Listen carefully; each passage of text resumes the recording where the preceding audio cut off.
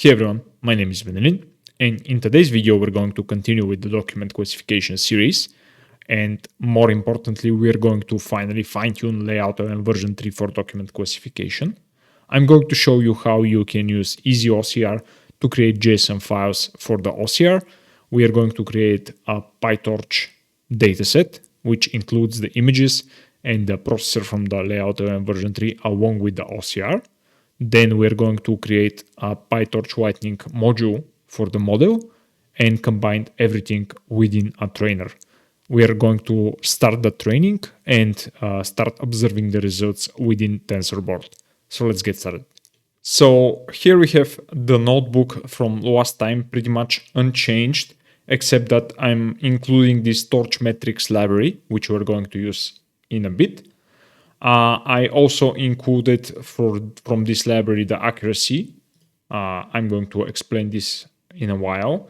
But the thing that we want to do right now is to convert the OCR results for each image using EasyOCR. And I'm going to convert all of the results to JSON. So I'm going to show you how I'm going to do that. The reason for that is that we want to essentially speed up the training. And if you think about it, every time that the model is going to look at each image, if we do the OCR on demand, then the model needs to wait essentially for the pre-processing of the OCR and then run through the example. And since we are training, or most likely we will train on multiple epochs, we will need to do this multiple times. So we will redo essentially the same work over and over, which is boring, I guess. And you have to wait for it all over again on each epoch. And this will significantly slow down the training. So to do that, I'm essentially going to cache the OCR responses. And I'm going to show you how we can do that. In here, I've created some of the images. And the first one is going to be still this one. And if you recall, we are using the EasyOCR reader, and this is giving us those results. Then I'm going to slightly modify the create bounding box function while the OCR is running. I'm going to convert everything in here into an integer. And I'll need this in order to properly save the JSON data. You'll see why in a second. And then I'm going to essentially rerun everything from here to show you that, I'll also need to run the font, which is this one right here. Now that we have the font, I can rerun this. And this is pretty much the result that we had last time. So to continue from here, I'm going to essentially get the OCR result for each image. And I'm going to use the create bounding box function to essentially create a bounding box for each word from the OCR, and then save that JSON in a file. I'm going to show you right now what we are going to do. So first for each image path, and I'm going to use TQDM just to have a progress bar. So in here, I'm going to take the OCR result with reader read text. And I'm going to apply batch size. This will speed up the processing of the OCR result. I'm not going to go into details, but you might have a look at how the EasyOCR is working, and the fact that probably not the whole text is going to be used at once for each page. So you can imagine that the batch size might speed up actually the processing, because as you can see, some of the pages that we have are actually quite text heavy. So there will be a lot of words in here, but you can play around with the batch size and read on it on your own. So in here, I'm going to create a list of OCR pages. A list for each OCR page with the words and bounding boxes. So I'm going to iterate over the results of the OCR. And I'm going to essentially append the word and the bounding box.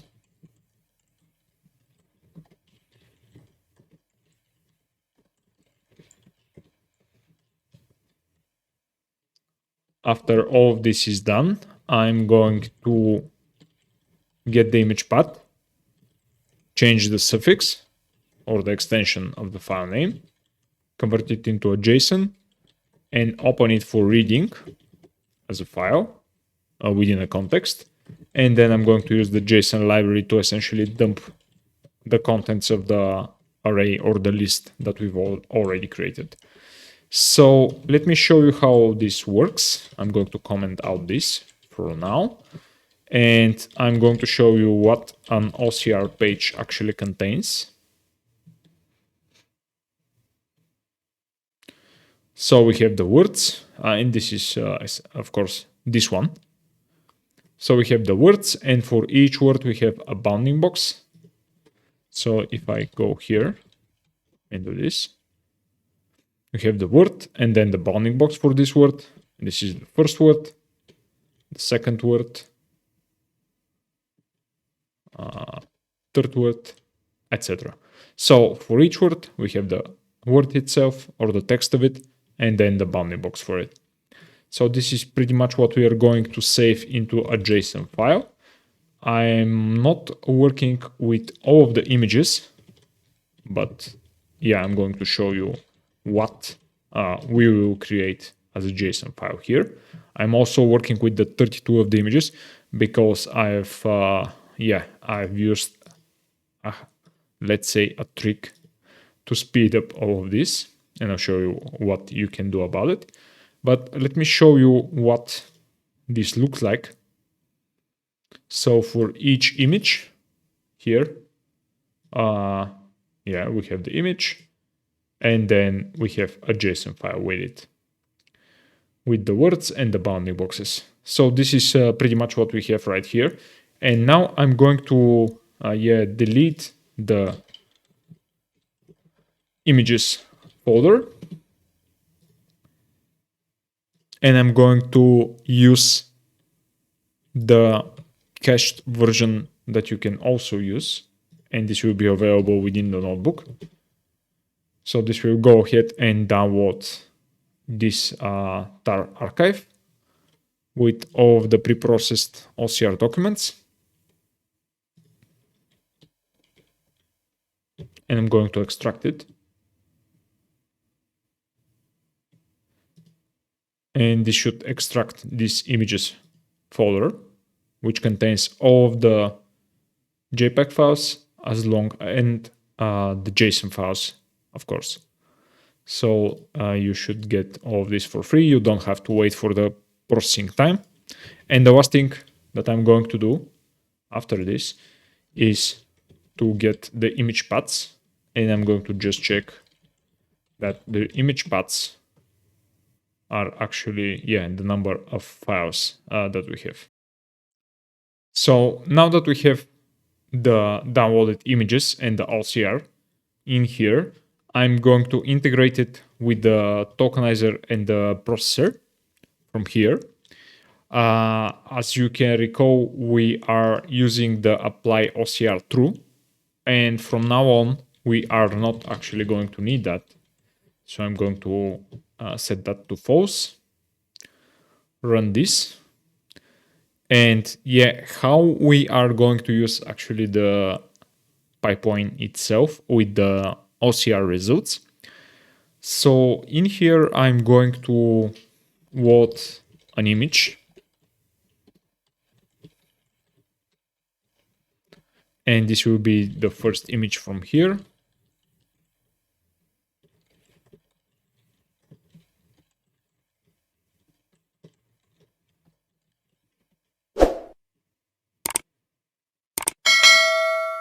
So this is the document that we are working on so far. And to get this document, or to get the OCR result for this document, you can recall that the image path was the same as the JSON file, except that we are going to have to use another extension so we can get that. But first, I want to essentially recall that the LayoutLM model is scaling the bounding boxes to 1000 pixels for the width and the height. So to scale the image according to this, I'm going to take its size.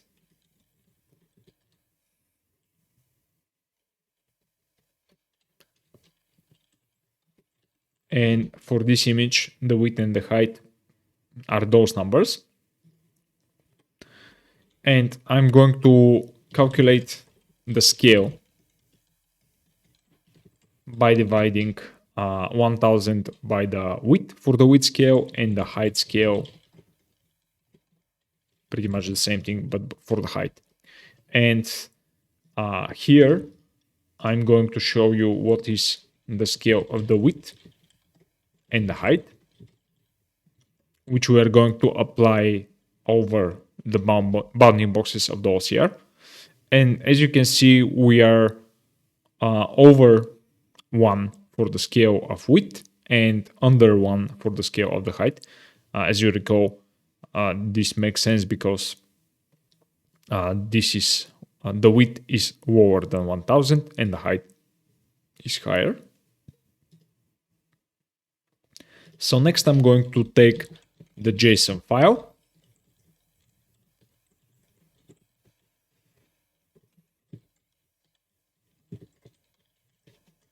and this one should point us to the JSON file for this particular image, and this looks all right. So I'm going to read this file and essentially load the OCR result from it.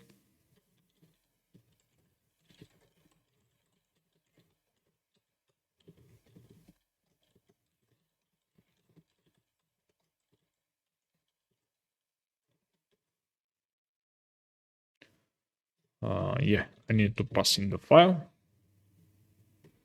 And I recall that this should be an array.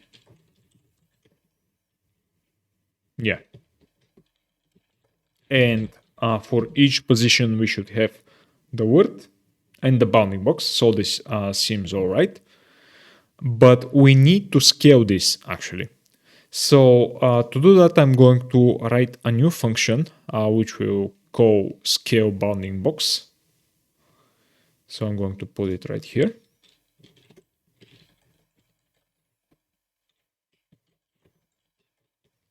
And this will take the bounding box coordinates, the scale of the width,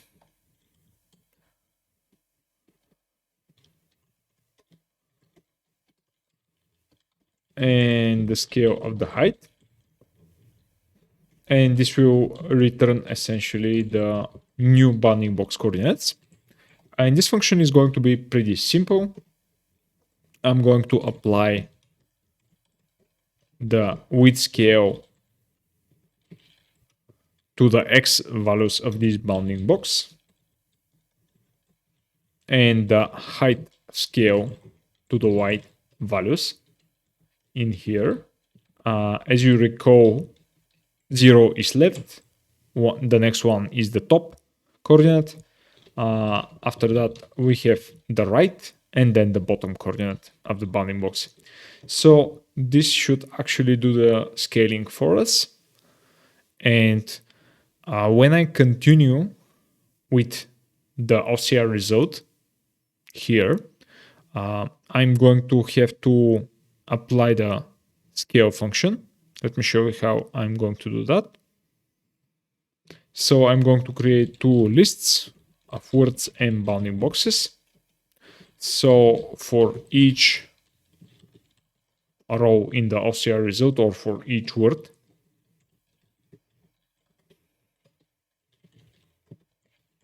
I'm going to call scale bounding box.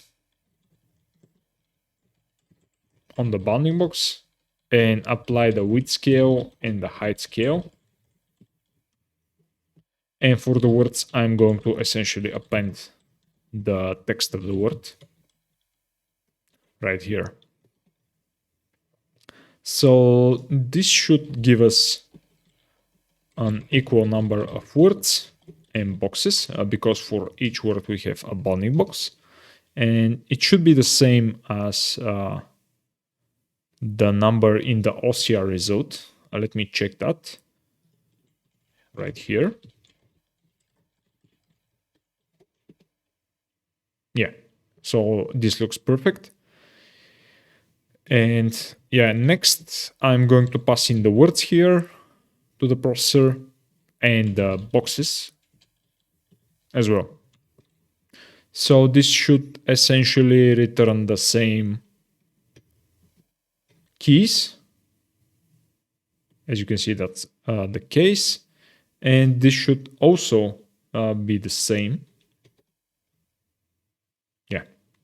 So this looks quite good.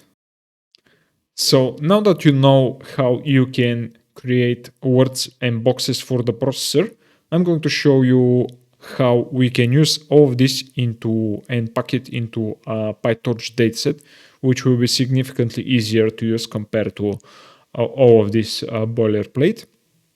So I'm going to go way down in our notebook, and I'm going to essentially create a section here for the dataset. So let's call it document classification dataset. And this dataset is going to extend from the PyTorch dataset. So what are the required methods? The len. I'm going to write it in a bit, and then the get item method.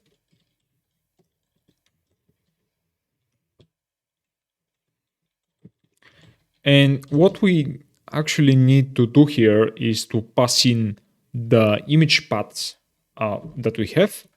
And then from those images, we are going to get the OCR, then do the opening of the OCR and the scaling of it. And then after all of this is done, I'm going to essentially return the results from the processor. So we need the image paths to create a dataset, and we need a processor. So I'm going to pass in all of this into our constructor. And I'm going to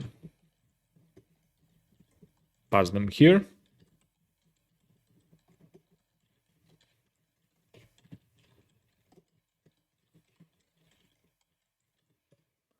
And the number of items that we are going to essentially get from this dataset is going to be equal to the number of the images.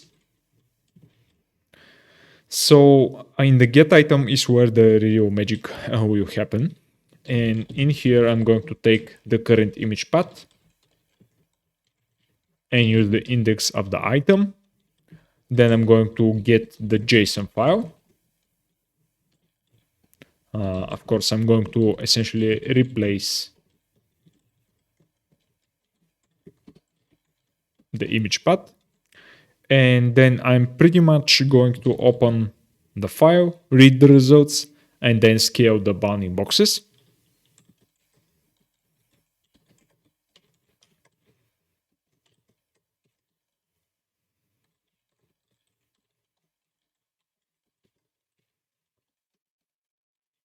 I'm going to also need the image to get the width and the height of the image. And I'm going to do this here, let's say, and the width and the height of it. Yeah. And then I'm going to compute the width scale and the height scale for the OCR, or more specifically for LayoutLM.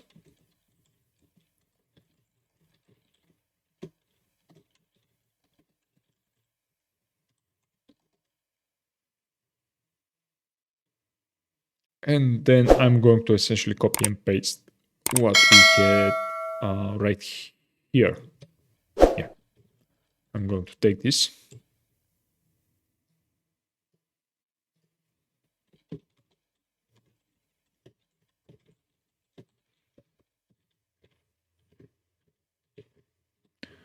All right, so now we have the words, the boxes, and then I'm essentially going to take the input from the processor that I've shown you how we are going to do.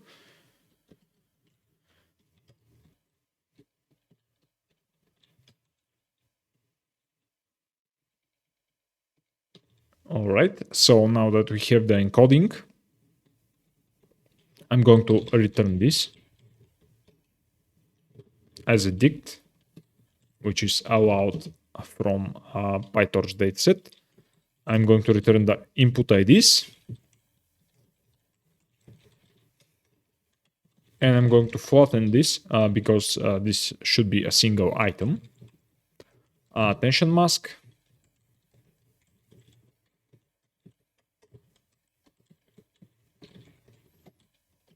The bounding box.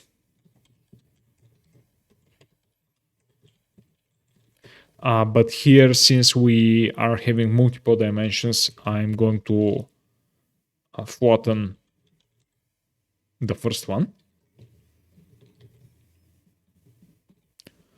I'm also going to pass in the image values or the pixel values.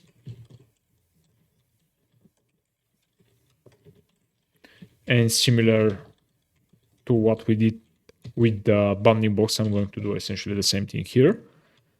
And actually the last thing that we need is the label. So from this, you are just taking the input so far, but how we are going to get the label. As you recall, can you recall that actually the labels are those 5 different types of documents that we have, including these others. So essentially what I'm going to do is get the documents right here.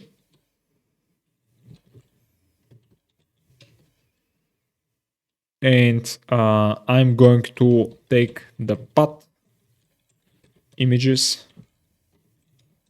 dot glop. So this should return all of the directories. And for each one, I'm going to take just the name of the directory. So yeah, for each one, for path in this, I'm going to just take the name of it. All right, so now we have the classes, and I'm going to create this constant right here.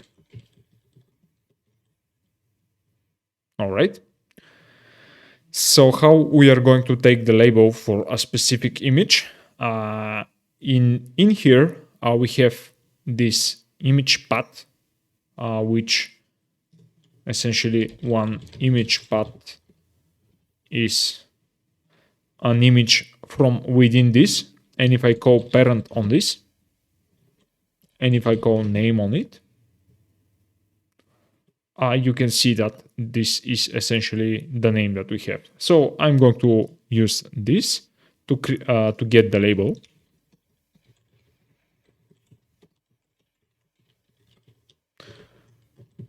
But the label needs to be an index, so I'm going to call the index method on the list in Python and essentially repeat this. So now we have our label, and I need to convert this into a tensor.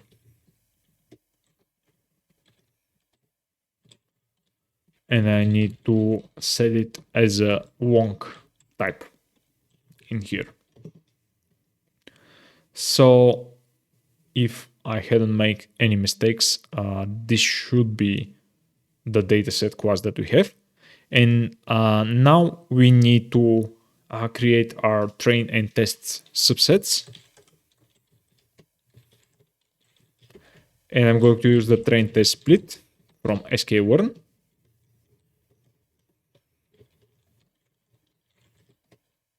And I'm going to reserve 20% for the test set. Let's check what we have here.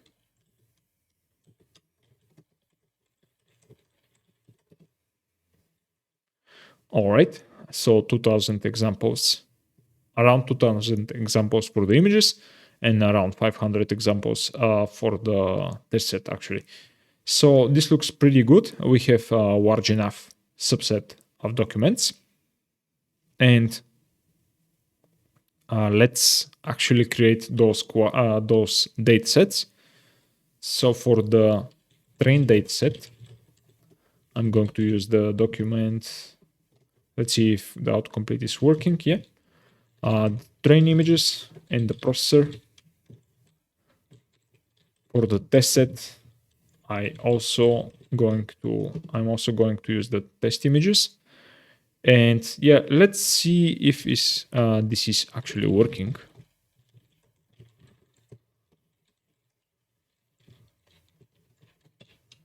Do we have, let's say, a bounding box?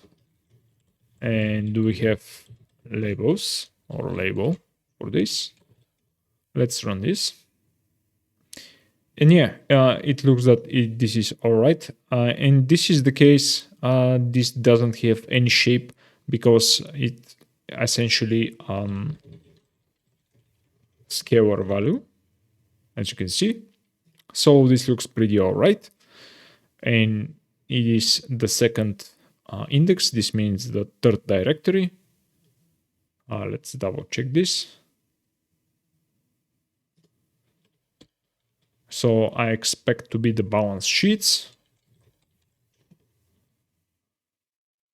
Yeah, this should be but I'm not sure what is the image. So yeah, it should be all right, but you can double check it if you want to. So the last thing that we need before having all of this ready for the data loading part at least is to create some data loaders with this. And I'm going to create one for training. Use the train dataset. And since the model is quite hungry, let's say it's a large model, and the pixel values are quite large as well, we are only going to use batch size of 4. If you have faster or bigger GPU, actually, you can try to increase this. But on this GPU, this works like that. And I'm going to shuffle the results because this is training. And for the test data loader, I'm not going to shuffle the results. Yeah. So to use the dataset and the data loaders that we have created, I'm going to create a Lightning module using PyTorch Lightning, which will essentially wrap the LayoutLMv3 model. And we are going to use that using the PyTorch Lightning trainer. So let's continue with that. Here I'm going to create a module. And I'm going to, as I've already told you, extend from the Lightning module. And here I'm going to pass the number of classes that we have.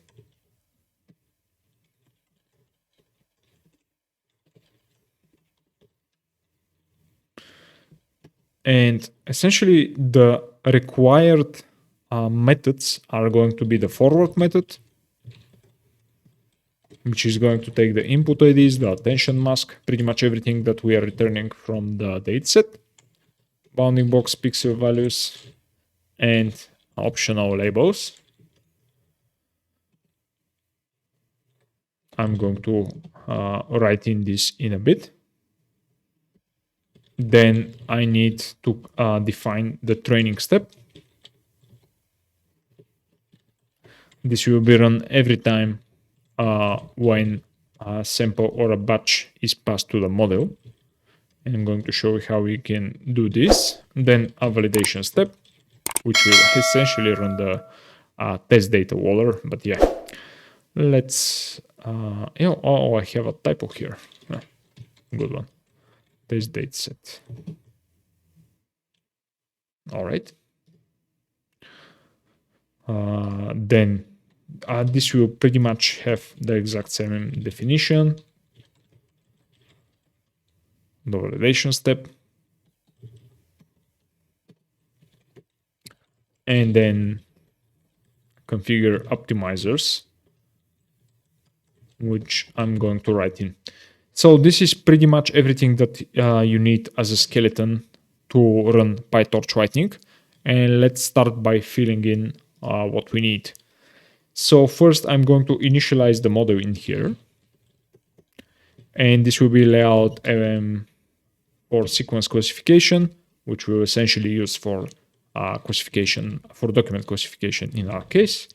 And then from pre-trained, and I'm going to paste in the name of the model. It's from Microsoft and it's the base version of it. And then I'm going to specify the number of labels, which is going to be the number of classes. And then we need 2 instances of the accuracy in torch metrics.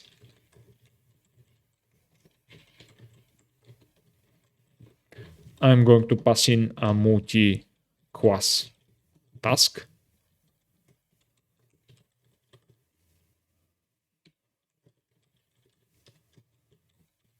And I'm going to create one for training and one for validation. This looks all right. Next, I'm going to run through the forward method, since this is going to be pretty easy. Input IDs, attention mask, bounding box, pixel values, labels, if we have those. All right, so next we are going to tackle the training step, which is going to be a bit longer. But this will be mostly because we need to expand the batch in here, but not really actually. So let me just do this. When we call self in here, this will actually go ahead and call this forward method that we've already defined. So from the batch, I'm going to take the input IDs. Then I'm going to take the attention mask. Then the bounding box. Let's expand this. Make it a bit better. Then pretty much the same thing for the pixel values and the labels.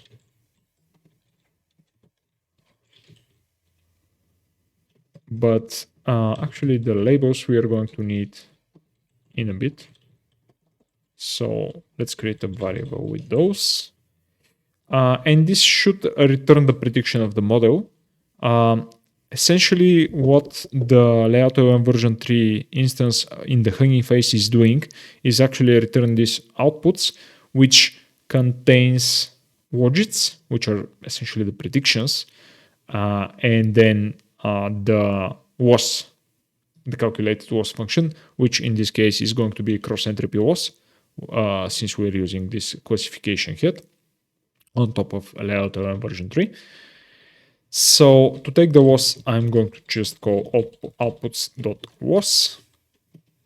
I'm going to log it as a training WOS. And I'm going to return it. This will be the WOS that we are going to optimize for in order to try to minimize it. Then I'm going to calculate the training accuracy. I'm going to use the widgets, which are essentially the predictions. Yeah, Torch Metrics is actually smart enough to know how to work with this, since these are the widgets. And we've also told it that this is a multitask classification, a multi-class classification with the number of classes that we have. So this should essentially do the argmax for us. I hope so. We'll see. And then I'm going to walk the train accuracy.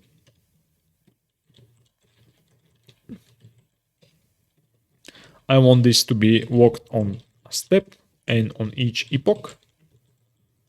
So yeah, this should work just fine.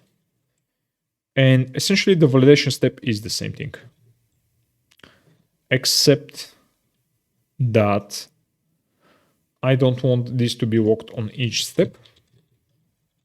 I want to use the validation accuracy here.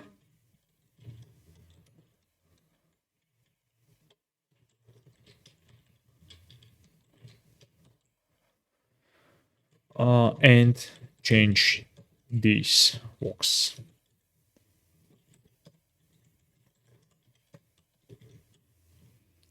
All right, so we have the training step, the validation step. Let me check if everything is all right. The validation accuracy, we're calling it here. Yeah, we don't want this, we want this. And then the final step is actually calling this optimizer. So I'm going to use Atom, and you can boil down and read through the LayoutLMv3 model. What are the recommended optimizers for fine-tuning, and what are the recommended warning rates for that. In here, I'm going to use this number, which is the recommended number, or this number, which is essentially the same, written in this notation. So this is the warning rate that we are going to use. You can play around with this. You can also use layout schedule, warning rate scheduler if you want to, and try out different methods. And next, I'm going to create an instance of the model module and pass in the number of classes right here. In order to have a look at what is happening under the hood while we are training, I like to use a TensorBoard. And TensorBoard is integrated nicely with the Jupyter Co-op notebooks and the Google Co-op notebooks. Let me see. Yeah, this will be the default place where the walks of the PyTorch Lightning training are going to be stored. So this will launch a TensorBoard instance for us within the notebook, which should be empty at least for now. And then I'm going to initialize a model checkpoint callback.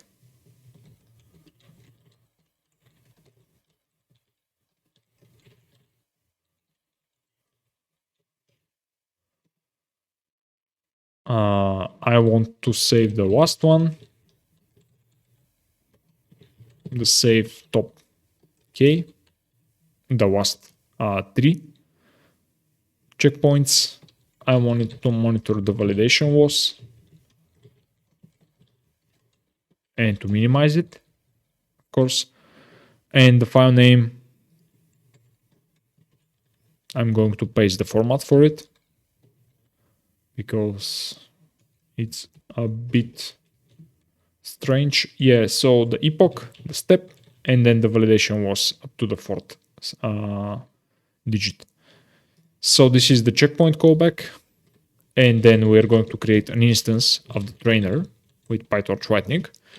I want to use the GPU here. I'm using precision 16, since this will significantly speed up the training. I have 1 GPU. The max number of epochs that we're going to do is going to be 4. And then the callbacks are going to just include the model checkpoint. So this is the trainer. I have a typo, I guess. Accelerator. Let's see if this is better. All right, so we have a confirmation that we are using actually the 16-bit precision for training. We have a GPU available and it is used, and none of the other available accelerators are available or we are going to use them. So this looks perfect. Finally, what we need to start the training is calling the trainer.fit with the model module, train data water, and test data water. Let's run this and see what happens. All right, so yeah, it looks like the training is starting. You can see that we have the parameters of the model, and then we have the two accuracies for the training and the validation. And this should pretty much start and print. All right, so the walks are finally coming out. Around 250 steps in right now. And as you can see, we have some training accuracy and losses. So is this model going to be training well, and what is the accuracy? I'm going to show you in the next video. So in this video, we've seen how you can use the OCR results and essentially convert them into a JSON file and cache the results of those. And then we created a PyTorch dataset, wrap it into PyTorch Lightning, and then created a module for the model, and then finally started training with the help of the torch metrics and the PyTorch Lightning trainer. In the next video, I'm going to show you how and what are the results of this training. Is the model going to perform well, and how we are going to evaluate it. After that, we are going to continue with deploying it and running it in a production environment. Thanks for watching, guys. Please like, share, and subscribe, and I'll see you in the next one. Bye.